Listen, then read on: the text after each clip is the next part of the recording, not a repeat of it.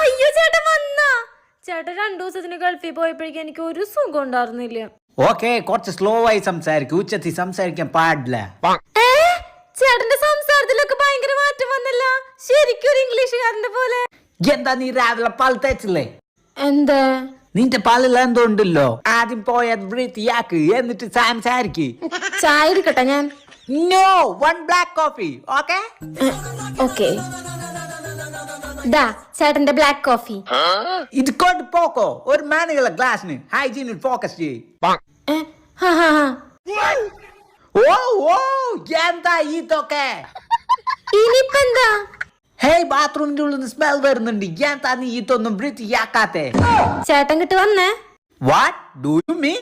Bathroom നീ ബെഡ്റൂമിലേക്ക് transfer ചെയ്തോ?